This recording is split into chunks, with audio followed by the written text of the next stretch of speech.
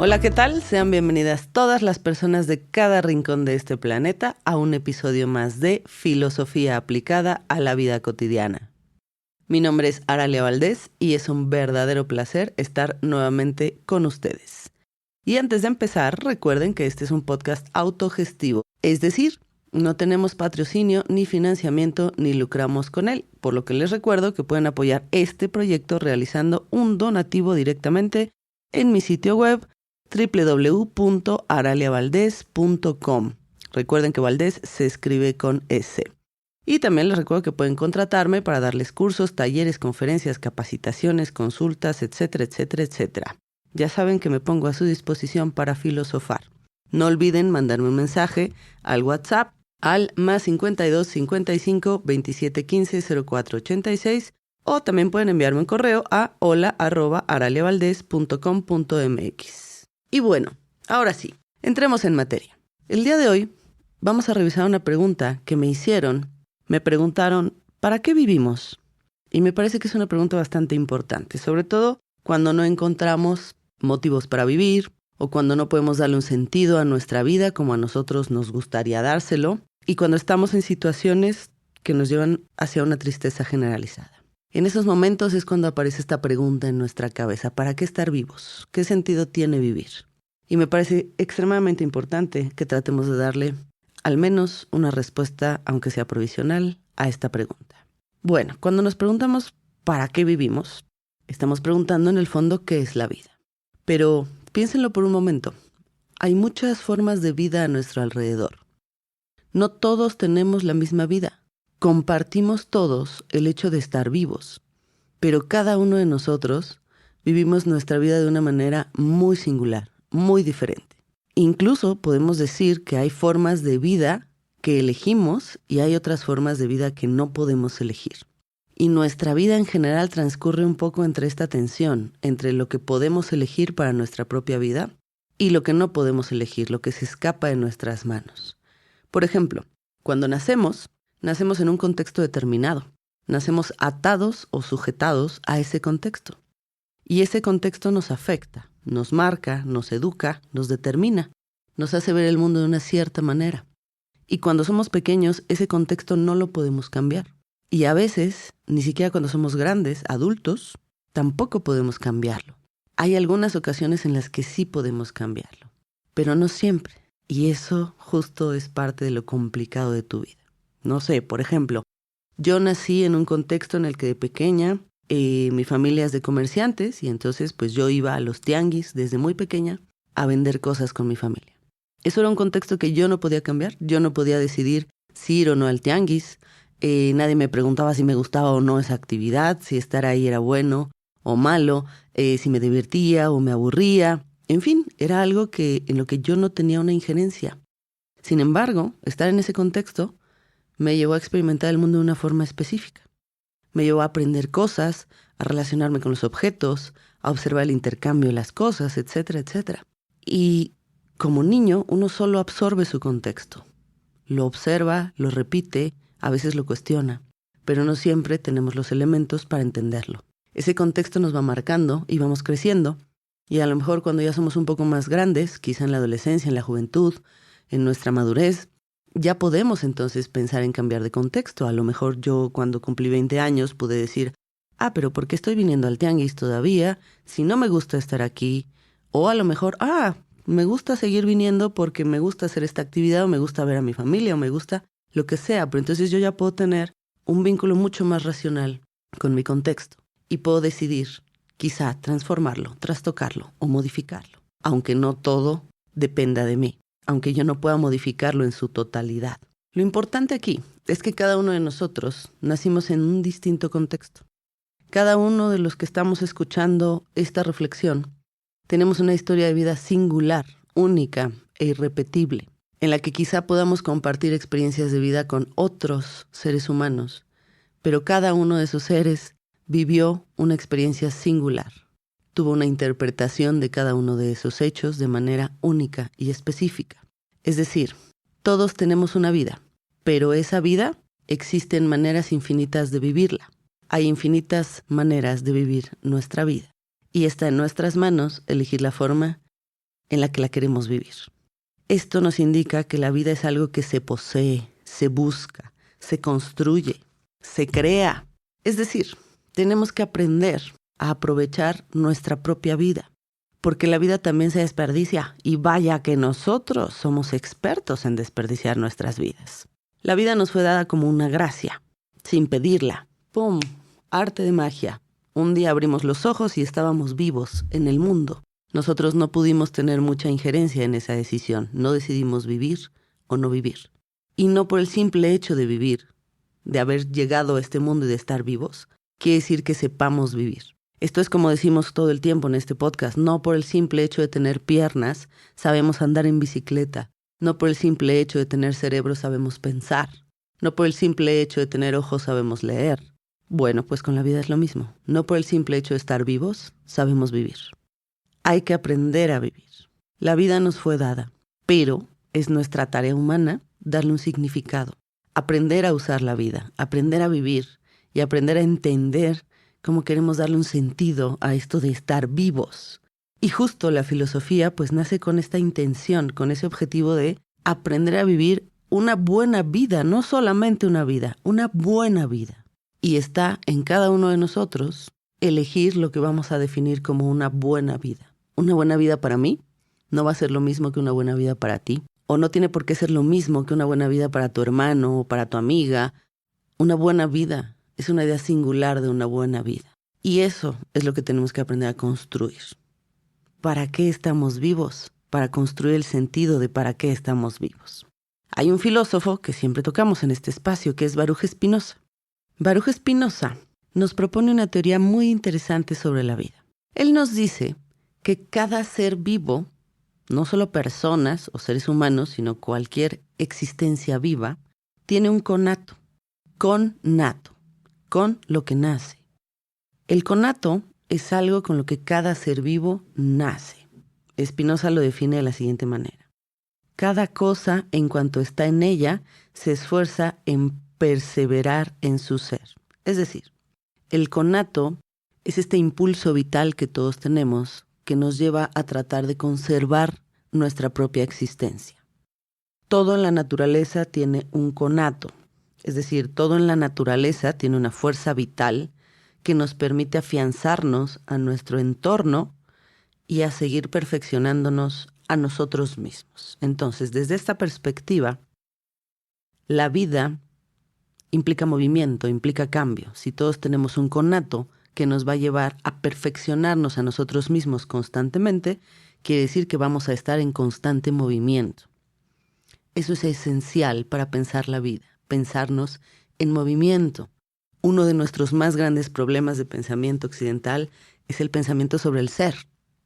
Cuando nosotros nos pensamos desde el ser, nos pensamos sin tiempo, nos pensamos de manera abstracta, detenida. En cambio, pensarnos desde el conato, por ejemplo, con Spinoza, nos obliga a pensarnos en movimiento. Un ejemplo muy sencillo, si yo digo, es que yo soy una persona enojona, yo estoy pensándome desde el ser y me estoy definiendo de manera universal como si fuera siempre y siempre haya sido y me vaya yo a morir siendo una persona enojona. En cambio, si yo me pienso desde esta idea del conato, por ejemplo, y yo dijera, es que en este momento estoy comportándome como una persona enojada, pero mi conato me puede llevar a moderar mis afectos y a mejorar mi estado de ánimo, entonces estoy pensándome en movimiento. Es muy importante que nos permitamos pensar la vida en movimiento. Entonces, el conato, digamos que es la potencia de las cosas para preservar su propia existencia. Y esta potencia es fluctuante, es decir, se incrementa o se disminuye. A veces tenemos una mayor potencia y a veces tenemos una menor potencia. Piénsenlo ustedes, cuando se sienten tristes, por ejemplo, cuando nos sentimos deprimidos o muy cansados o muy agotados, tenemos poca potencia, es decir, tenemos poca energía vital, nuestro conato está bajo. En cambio, cuando estamos muy alegres, ¿qué pasa? Nos exaltamos inmediatamente, tenemos mucho mayor cantidad de energía en nuestro cuerpo, nuestra potencia se incrementa, nuestro poder de hacer. Podemos entender la potencia como el poder de hacer. Entonces, si mi poder de hacer se incrementa, porque tengo afectos en la alegría, tengo más capacidad y más posibilidades de hacer cosas. En cambio, si mi poder de hacer está disminuido por la tristeza, pues tengo mucho menos capacidad de hacer cosas. Nada más me quiero tirar en mi cama y no hacer absolutamente nada. Entonces, hasta aquí podemos afirmar que si todo ser vivo tiene un conato, que es la potencia que le lleva a preservar su propia existencia, y la potencia es algo que se incrementa y se disminuye, entonces, ¿qué es la vida? Pues la vida es un ser humano, bueno, nuestra vida humana específica, hay muchas formas de vida, como ya lo dijimos, pero ¿qué es la vida para nosotros, los seres humanos? Nuestra vida humana, entonces, es estar lidiando constantemente con estos incrementos y disminuciones de potencia. Pero no solo de nosotros. El asunto aquí o lo complejo de nuestra existencia es que no estamos solos. Es que vivimos inmersos en una sociedad, en una multiplicidad de otredades. El ser humano entonces no está solamente determinado por su necesidad personal propia de conservar su existencia, sino que entonces también estamos determinados por la necesidad que tienen todos los demás seres para existir. Todos y cada uno de ellos están buscando su propia supervivencia. Y entonces, su supervivencia se entrecruza con la nuestra. La necesidad de sobrevivir de los otros seres vivos se va a atravesar siempre con nuestra necesidad de sobrevivir. Y por lo tanto, todos estos conatos que existen en el mundo, que entramos en contacto con ellos, nos pueden beneficiar o afectar de forma negativa. Spinoza dice: lo único que distingue al conato del hombre del conato de las demás cosas es que el ser humano es consciente de su propio conato, es decir, de los esfuerzos que realizamos para preservar nuestra propia vida. Probablemente una planta no sea consciente de los esfuerzos que realiza ella misma para preservar su propia vida. Nosotros sí. Es la única diferencia, pero todos los seres vivos compartimos el conato. Y esta conciencia que los seres humanos tenemos es lo que, según Spinoza, nos lleva a producir deseos de preservar nuestra propia existencia. Y estos deseos son esenciales, son vitales para darle un sentido a nuestra vida. Pero aquí hay un problema, que no todos los deseos que producimos son adecuados ni para nuestro conato, es decir, ni para preservar nuestra propia existencia, ni son adecuados en términos de ideas. Spinoza dice que esta conciencia es la que nos permite producir ideas. Pero aquí el asunto es que producimos ideas inadecuadas y adecuadas. Producimos ambos tipos de ideas. Y estas ideas son las que nos van indicando cómo nos afectan las cosas. Lo que yo pienso sobre las cosas que me van afectando en mi entorno me provoca ideas adecuadas o inadecuadas. Y a partir de esas ideas adecuadas o inadecuadas es que mi conato, mi potencia, se incrementa o se disminuye. Estas ideas con las que vamos traduciendo cómo nos afectan las cosas nos generan alegría o nos generan tristeza. Las ideas que nos generan alegría incrementan nuestro conato, nuestra potencia, y las ideas que nos generan tristeza disminuyen nuestro conato, nuestra potencia. Spinoza da un ejemplo de ideas inadecuadas. Él nos dice, por ejemplo, si un día voy caminando en el bosque muy contento y me ataca un lobo, su ataque me va a afectar. Sí, me va a doler o incluso me va a hacer correr y quizá me salve. Pero las ideas que yo voy a producir respecto a ese ataque pueden ser ideas adecuadas o inadecuadas. Lo más probable es que al inicio yo genere deseos de venganza, porque yo piense que el lobo es malo. Pero esas ideas serían inadecuadas, porque el lobo no me atacó por maldad, el lobo me atacó porque su naturaleza es esa. Y por lo tanto, no hay un posible juicio moral respecto a si el lobo es bueno o malo. Pero si me dejo guiar por mis ideas inadecuadas, voy a querer levantar una turba ardiente en el pueblo para que me acompañen a linchar al lobo. En cambio, si mis ideas son adecuadas, puedo entender que el lobo no lo hizo con maldad, simplemente, y puedo dejar que eso pase, quede en mi pasado y yo seguir mi camino muy contento. Es decir, la forma en la que pensamos las cosas que nos acontecen en la vida es fundamental, porque de ahí producimos afectos alegres o tristes hacia nosotros mismos. Y eso incrementa o disminuye nuestra potencia. Y entonces, los afectos son las cosas que nos suceden, las cosas que nos afectan en la vida, más la idea que producimos de ellas. Un afecto es cómo pienso sobre las cosas que me pasan. Y como acabamos de observar en el ejemplo, el cómo yo pienso sobre las cosas cambia la manera en la que estas cosas me afectan. Es imposible salir ileso, intacto, de la existencia de los demás seres humanos y de las demás cosas. Todo lo que nos rodea nos afecta y nosotros afectamos a todo lo que nos rodea. Es de ida y vuelta, siempre. Aquí aparece una idea muy bonita de Spinoza. En estos afectos, hay afectos activos y hay afectos pasivos. Hay afectos que me afectan, que me generan una impresión, una idea inadecuada. Y esa idea yo no la trastoco, yo no la transformo, yo no la analizo, simplemente la acepto.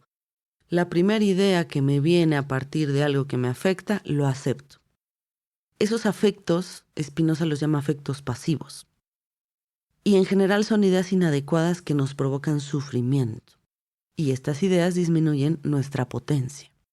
Los afectos activos, como los llama Spinoza, son los afectos en los que yo analizo y observo qué idea estoy produciendo respecto a esa cosa que me afectó, que me produjo una afección, y entonces puedo tomar una acción, puedo construir una idea adecuada sobre eso que me está afectando y entonces puedo actuar al respecto. Y ese tipo de afectos me generan alegría, me generan un incremento en mi potencia, en mi conato. Entonces, a ver, para que quede bien claro, existen los afectos activos y los afectos pasivos.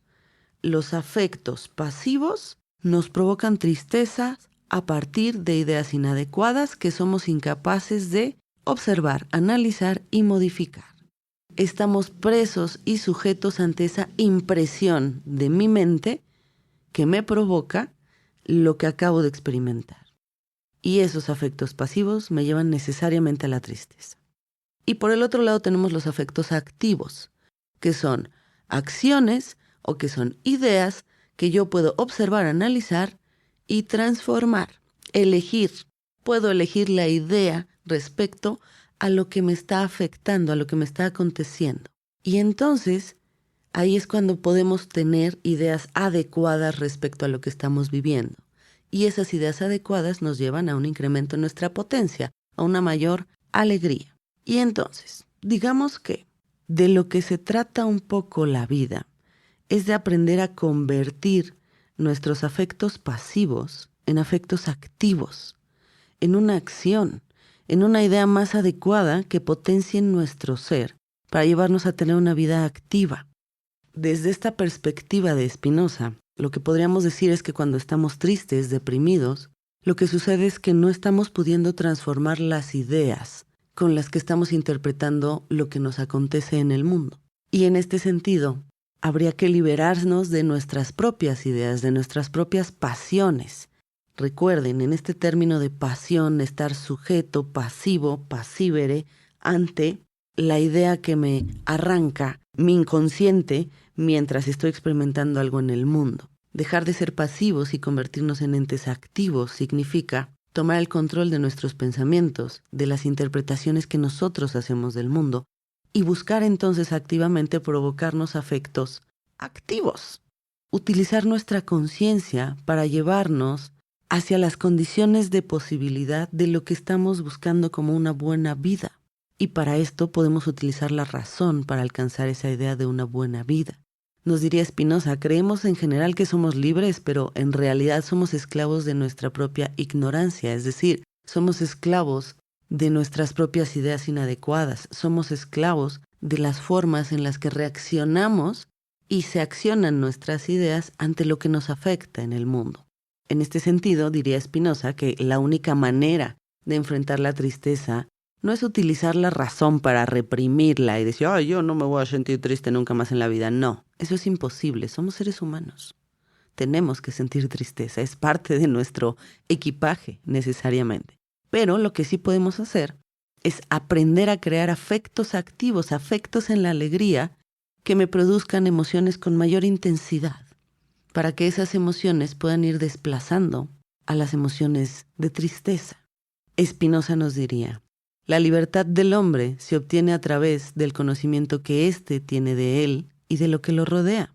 Un esclavo es aquel que no sabe lo que hace ni para qué lo hace. Y un hombre libre, en cambio, es quien tiene la conciencia de sus acciones. Entonces, si nos preguntamos, ¿para qué vivir? ¿Para qué estar vivos? Yo les diría contundentemente, para aprender a ser libres en este sentido. Para aprender a modificar las afecciones pasivas que producimos sobre el mundo y aprender a generar conscientemente afecciones activas, afectos activos, y entonces conscientemente elegir afectar a tu entorno desde la alegría, en lugar de afectar y multiplicar la tristeza. Porque, no sé si ustedes lo saben, pero la alegría y la tristeza se contagian muchísimo. Yo puedo llegar a un entorno en donde hay tristeza y me voy a contagiar de la tristeza. Puedo llegar a un entorno en donde hay alegría y me puedo contagiar de alegría. Entonces también es una decisión, es una convicción personal, elegir qué le doy al mundo. Y en este sentido, el para qué estar vivos implicaría una convicción ética, no solo de disfrutar mi vida y tener una buena vida, sino también de hacer este mundo un lugar más alegre. Y en este sentido, mi sentido de vida es estar aquí para provocar alegría al otro, para contagiar la alegría, para aprender a generar activamente los afectos alegres entre el yo y el nosotros. Y de esa manera combatir la tristeza. Y bueno, para cerrar el día de hoy, me gustaría simplemente dejarlos con una idea que a lo mejor valdrá la pena profundizar en otro de nuestros episodios. Que es, y esto también lo decía nuestro querido Spinoza, y lo han venido a repetir varios autores después de él, entre ellos Gilles Deleuze, por ejemplo. Spinoza nos dice, la alegría es revolucionaria. Recordemos que estamos metidos en un contexto. Ese contexto está construido por varias cosas y es un sistema muy complejo. Y el sistema, nosotros le somos muy útiles al sistema cuando estamos tristes, cuando estamos deprimidos, cuando no encontramos las ganas ni las motivaciones para estar vivos, porque entonces somos, ¿qué? Manipulables y dominables. En cambio, una persona alegre, una persona que sabe provocar conscientemente las afecciones en la alegría, es una persona que no se puede dominar fácilmente, que no se puede manipular de esa manera. Y por lo tanto, la alegría es revolucionaria. Y si para algo vale la pena estar vivo, es para cambiar las cosas. En este sentido, entonces, los invito a hacer una revolución desde la alegría. Bueno, muchísimas gracias. Fue un verdadero placer compartir nuevamente el espacio el día de hoy con ustedes. Gracias por escucharme. Mi nombre es Aralia Valdés y nos vemos con muchísimo gusto en el siguiente episodio. No olviden dejarme todos sus comentarios y preguntas en Spotify y compartir si les gustó el episodio. Muchísimas gracias.